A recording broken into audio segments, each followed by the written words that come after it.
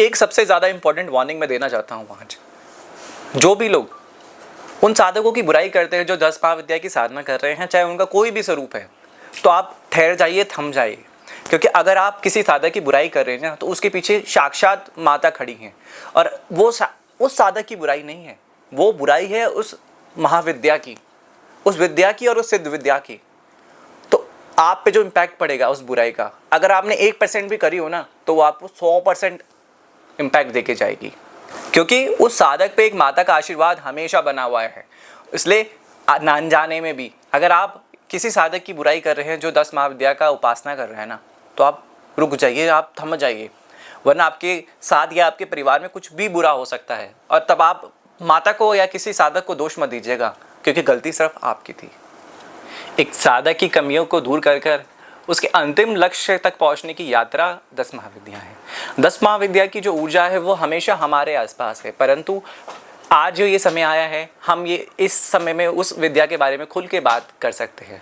10 महाविद्या एक गुप्त विद्या है, उसका ज्ञान संपूर्ण हर एक किताब में नहीं बताया गया है, हर एक गुरु के द्वारा उसका पूरा वर्णन नहीं किया गया है, क्योंकि वो एक आत्म का ज्ञान भी है। 10 महाविद्या खुद को जानकर उस विद्या को हासिल करना 10 महाविद्या भी कहलाता है।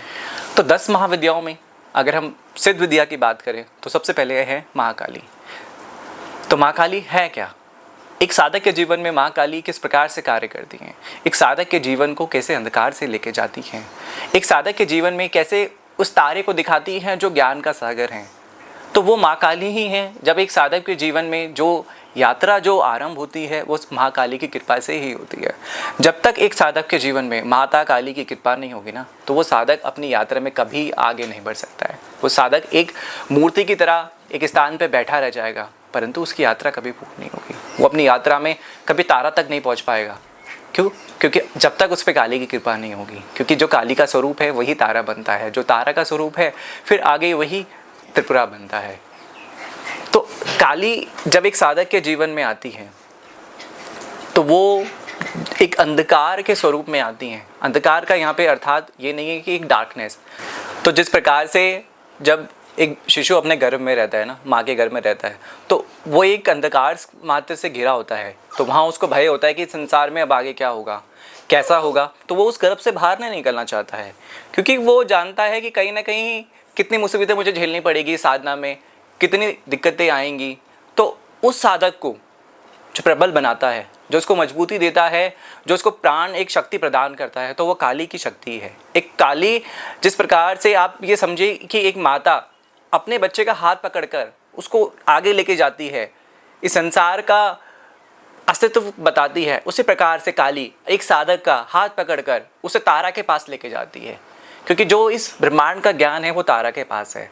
और अगर एक साधक कमज़ोर है तो वो उस तारा के ज्ञान को कभी हासिल नहीं कर सकता है।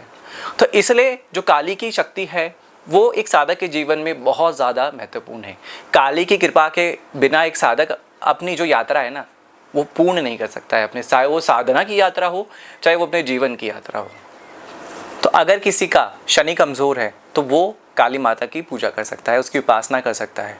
क्योंकि अगर आप काली माता की उपासना करते हैं तो अगर आपका शनि चाहे कितना भी कमज़ोर हो जाए, तो जो काली माता की ऊर्जा है ना वो आपको हमेशा प्रबल बनाएगी। काली माता का जो विष्णु स्वरूप है वो श्री कृष्ण है, और जो उनका शिव स्वरूप है वो महाकाल। तो अब हम आगे बढ़ते हैं माँ तारा के ऊपर। तो जब एक शिशु अपनी माता का हाथ पकड़कर, एक साधक जब अपनी माता का हाथ पकड़कर, काली का हाथ थामकर जो वो अपनी जीवन की यात्रा में ना आगे बढ़ता है, तो उसके जो सामने होता है वो पूरा ब्रह्मांड का ज्ञान होता है, जिसको उसको वो जानना होता है। और ब्रह्मांड का ज्ञान कौन प्रदान करती है? कौन वो माता है जो इस संसार में तारनहार है? वो है तारा माता, जो कि एक जटा, नील सरस्वती और उग्र तारा नाम से जानी जाती हैं। तारा माता शमशान में वास करती हैं, और जो तारा माता हैं वो तंत्र की देवी हैं। कितना भी मुश्किल किसी ने बताया हो कि तंत्र हो, अगर वो आप तारा की पूजा करते हैं, माँ तारा की पूजा करते हैं ना, उनकी साधना करते हैं, तो वो तंत्र कभी आप पे काम नहीं करेगा और वो तंत्र हमेशा निष्क्रिय हो जाएगा। तो अब जब एक साधक अपने जीवन में जब आगे बढ़ता है तो वो तारा को याद करके इस ब्रह्मांड के ज्ञान को जानने की कोशिश करता है, क्योंकि जितना भी ज्ञान है ना चाहे वो 10 महाविद्या का ज्ञान हो, चाहे नव दुर्गा का ज्ञान हो, चाहे वो ब्रह्मा, चाहे विष्णु, चाहे महेश, चाहे आदिशक्ति का ज्ञान हो, वही सब ब्रह्मांड में ही है। तो जब एक साधक अपनी यात्रा में जब आगे बढ़ता है तो वो जानने लगता है कि अब मेरे आगे सब दरवाजे खुल गए हैं, मतलब अब वो किसी भी ज्ञान को हासिल करने के लायक है। ब्रह्मांड का हर एक ज्ञान, चाहे वो तंत्र का हो, चाहे वो मंत्र का हो, चाहे वो किसी सिद्धि का स्वरूप हो, चाहे वो एक विद्या का स्वरूप है, वो एक प्रदान करने वाली माता माँ तारा ही है। तारा माता को बुद्ध, जो बुद्धिस्ट हैं वो भी बहुत ज़्यादा मानते हैं, और अगर आप बुद्धिस्ट कल्चर को एक्सप्लोर करेंगे तो वहाँ तारा के बहुत सारे स्वरूप हैं, मतलब एक स्वरूप नहीं है, अनेकों स्वरूप हैं। तो तारा माता को बुद्धिस्ट भी मानते हैं, और हमारे जो हिंदू धर्म है, जो हमारे शास्त्र हैं, उनमें भी उनका चित्रण और वर्णन किया गया है। जो साधक माँ तारा की साधना करता है उसके साथ हमेशा काल रात्रि चलती है। अगर आप साधना कर रहे हैं और आपको ऐसा लग रहा है कि एक तारा के साथ कोई और एक शक्ति भी जो आपके साथ जुड़ी हुई है, परंतु आप उसका परिचय नहीं जान पा रहे हैं, तो वो शक्ति कालरात्रि की शक्ति है। तारा पीठ बंगाल में बहुत ज़्यादा एक फेमस स्थान है, माता का मूल गढ़ है तारा माता का। तारा माता का जो नारायण अवतार है वो मत्स्य अवतार है, और जो तारा माता है वो गुरु को रूल करती हैं। अगर किसी का जो गुरु ग्रह है वो वीक है तो वो तारा माता की अगर साधना करें तो उसका गुरु बहुत ज़्यादा स्ट्रांग हो जाएगा, क्योंकि जो वो ज्ञान प्रदान करने वाली हैं वो एक ऐसा ज्ञान प्रदान करने वाली हैं जो कि बहुत ज़्यादा गोपनीय और गुप्त ज्ञान। तो अब जो तीसरी सिद्ध विद्या हैं वो है शोडशी, जिसकी आयु 16 साल की बताई गई है, जो कि 16 साल की कन्या है, जो कि बहुत ज़्यादा खूबसूरत है, बहुत ज़्यादा सुंदर है, जिनका वर्णन करना थोड़ा सा मुश्किल होता है, और इनको अनेकों नामों से भी जाना जाता है, जैसे कि ललिता त्रिपुरा सुंदरी, ललिता माता। ललिता माता एक सृजन की देवी हैं। सृजन की देवी अर्थात जब एक साधक अपने जीवन में जब आगे बढ़ता है अपनी यात्रा में, तो वो उसने ज्ञान तो हासिल करा, परंतु वो उस ज्ञान का क्या करेगा। तो अब उसके मन में अभिलाषा होती है, या तो वो उस ज्ञान को किसी के काम में लेके आएगा, या तो वो इस ज्ञान को आगे बांटेगा, या तो उस ज्ञान को वो अपने तक ही सीमित रखकर बस अपनी जो यात्रा है उसको ख़त्म कर लेगा। तो जो ये एक सृजन करने की जो इच्छा एक साधक के मन में प्रकट होती है, तो वो ललिता माता की ही कृपा से कारण है। ललिता माता बुध ग्रह को रूल करती है। किसी का बुध कमज़ोर है तो वो ललिता माता की पूजा या उपासना कर सकता है। उनका विष्णु स्वरूप परशुराम है। चौथी जो महाविद्या हैं वो माँ भुवनेश्वरी हैं। भुवनेश्वरी माता इस जो एलिमेंट की अधिष्ठात्री हैं, मतलब भौतिक जितना भी जीवन है उनको रूल करती हैं। एक साधक के जीवन में जब एक साधना जब वो करता है तो उसकी जो भौतिकता है वो भी बहुत ज़्यादा मैटर करती है। उसकी भौतिकता में उसका शरीर भी आता है, और उसका भोजन भी आता है, और उसका एक स्थान, तब का जो स्थान है, साधना का स्थान है, वो भी आता है। तो जो इन सब को रूल करने वाली हैं, इन सब को जो प्रदान करने वाली हैं इस संसार में, वो माता भुवनेश्वरी की कृपा से ही होता है। जो नारायण रूप माता भुवनेश्वरी का है वो श्री वामन का है, और जो ये प्लेनेट को रूल करती हैं वो चंद्रमा को रूल करती हैं। तो जिनका भी चंद्रमा कमज़ोर हैं वो माता भुवनेश्वरी की पूजा, उनकी आराधना और उनकी उपासना कर सकते हैं। अब आती है त्रिपुर भैरवी, जिसको भैरवी भी कहा जाता है और त्रिपुर भैरवी कहा जाता है। भैरवी का जो स्थान एक विद्या के रूप में दिया गया है, भैरवी एक विद्या के स्वरूप में बताई गई है। एक साधक के जीवन में जब वो इन गतिविधियों से, इन चीज़ों को जानकर अपने जीवन में जब आगे बढ़ता है, तो अब साधक के जीवन में ना समस्याएं आने लगती हैं। क्यों? क्योंकि जब उसने ज्ञान हासिल कर लिया, अब उस ज्ञान को मतलब जब वो बांटे, चाहे उसको और ज़्यादा अर्जित करना चाहे, या उसको सिद्ध करना चाहे, या उसकी अभिलाषा रखकर कुछ कामना कर वो कुछ और करना चाहे, तो एक साधक के जीवन में जब ये सब कुछ होता है तो न्याय प्रदान करने के लिए, क्योंकि जब एक साधक साधना कर रहा होता है तो और लोग उसको आकर रोकते हैं, और लोग उसकी साधना को भंग करने की कोशिश करते हैं। तो ऐसी स्थिति में एक बहुत जो भयंकर जो एक स्वरूप धारण करे हुए है वो माता भैरवी हैं, जो एक साधक को भय से मुक्त कर देती हैं। माता भैरवी का जो नारायण स्वरूप है वो श्री बलराम है, और ये जो लगन होते हैं उनको रूल करती है, मतलब जो लगन पढ़ते हैं उनकी अधिष्ठात्री हैं। अब जो विद्या आती हैं वो है छिन्नमस्तिका। छिन्नमस्तिका का जो स्वरूप है ना वो बहुत ही ज़्यादा मतलब पेचीदा है, वो दिखने में कुछ और है और वाकई में कुछ और है।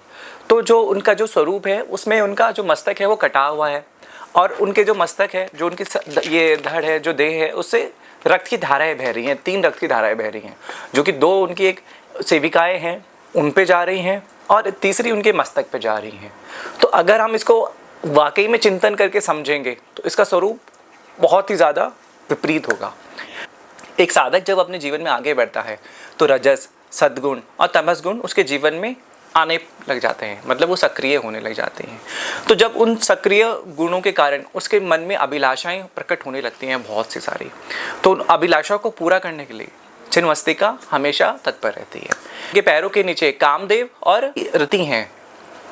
तो जिसका अर्थात ये हुआ कि जब एक साधक अपने जीवन में आगे बढ़ता है तो उसके जीवन में ना बहुत सारी जो वासनाएं हैं वो उसको साधना को रोकने लग जाती है। तो छिन्नमस्तिका वो माता है जो उस साधक को पूर्ण बनाती हैं और उसकी जो वासनाएं हैं उसको दबा देती हैं। जो नारायण स्वरूप है वो नरसिंह है और वो राहु को रूल करती हैं। जिसका भी राहु कमज़ोर है या जिसका राहु बहुत ज़्यादा परेशान कर रहा है वो माता छिन्नमस्तिका की आराधना, उनकी उपासना कर सकते हैं। धूमावती माता। अब जो अगली विद्या है वो धूमावती माता है। के हाथ में एक सुप्पा है जिसमें वो एक साधक के जितने भी विकार है उनको छान कर एक साधक को पूर्ण बना देती है। मतलब जो उसकी साधक की यात्रा है ना उसमें उनको आगे बढ़ा देती है बिना किसी कमी के। मतलब कमियां सब वो अपने पास तो रख लेती है और एक साधक को कमियां रहित बना देती हैं। कमियां को हटाकर उस साधक को अपनी यात्रा में आगे बढ़ने के लिए भेज देती हैं। तो ये धूमावती माता है वो एक रथ में बैठी है, हाथ में सुप्पा है और उनके रथ में हमेशा एक कौवा बैठा रहता है। धूमावती माता का जो नारायण स्वरूप है वो वराह अवतार है और ये केतु को रूल करती है। अब अगली जो सिद्ध विद्या हैं वो माँ बगलामुखी हैं। बगलामुखी वो विद्या हैं जो कि बहुत ज़्यादा विकराल स्वरूप हैं। विकराल स्वरूप इसलिए है कि अगर साधक के जीवन में कोई भी त्रुटि आती है, मतलब कोई भी कमी आती है, तो वह बहुत ही मतलब निष्पक्ष उसका जो कर्मों का फल उसको प्रदान करती है। एक साधक के जीवन में अगर कोई भी ऐसी रुकावटें आती हैं बाहर से तो वो उन रुकावटों को रोकने के लिए तत्पर खड़ी हैं हमेशा। तो एक साधक का जीवन जब आगे बढ़ता है ना तो उसके जीवन को रोकने वाली बहुत सारी ऐसी शक्तियाँ होती हैं बाहर से कि जो उसकी साधना को रोकती हैं, उसकी बुराइयां करती हैं। तो एक साधक जब अपने जीवन में माता बगलामुखी को उतार लेता है तो उसका ऑरा इतना ज़्यादा स्ट्रॉन्ग हो जाता है कि जो लोग बाहर से कुछ भी बुरा कहते हैं उसकी साधना को रोकते हैं ना तो माता हमेशा उनकी जीभ खींचने को तैयार है। जिस प्रकार से माता का स्वरूप दर्शाया गया है तो उस प्रकार से माता की शक्ति ना बहुत ज़्यादा इंस्टेंट काम करती है।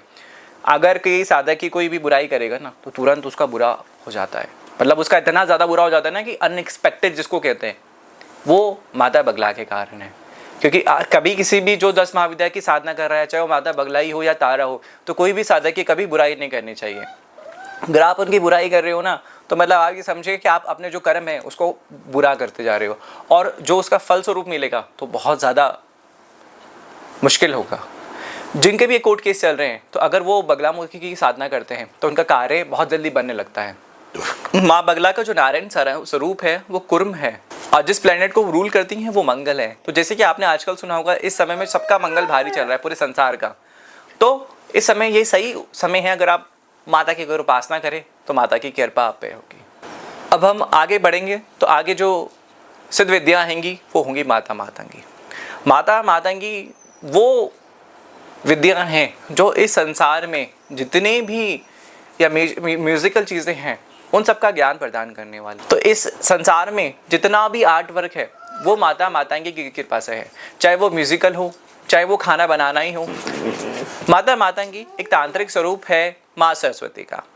जितनी भी आर्ट वर्क हैं, जितनी भी क्रियाएं हैं ऐसी, चाहे वो म्यूजिक से रिलेटेड हों, तो उन सबको रूल करती है माता मातंगी। माता मातंगी का जो नारायण स्वरूप है वो श्री राम है और जो माता मातंगी रूल करती है वो सूर्य को रूल करती है। जो अंतिम 10वीं महाविद्या हैं, जो सिद्ध विद्या है वो है कमलात्मिका। कमलात्मिका माता का जो स्वरूप है वो तांत्रिक स्वरूप है लक्ष्मी जी का। कमलात्मिका माता जब इस साधक की जो साधना होती है वो आगे जब बढ़ जाती है, इतनी आगे बढ़ जाती है कि वो अब एक आशीर्वाद पाने के लायक हो गया है। मतलब एक ऐसा लाभ पाने के कारण हो गया है। एक वो धन का लाभ नहीं है, वो लाभ है एक मोक्ष का। तो एक साधक जब अपने जीवन की यात्रा में जब आगे बढ़ता है, अपनी साधना में आगे बढ़ता है, तो माता कमला जो उसको आशीर्वाद देती हैं वो एक धन का आशीर्वाद तो नहीं होता, परंतु उसकी साधना ने जितना ज्ञान अर्जित किया है, जितना भी उसने अपनी कमियों को दूर कर कर जो भी हासिल किया है, अब समय आ गया है उसको उस प्रकार से एक फल स्वरूप देने का। तो वो फल स्वरूप प्रदान करने वाली जो माता है वो कमला माता है।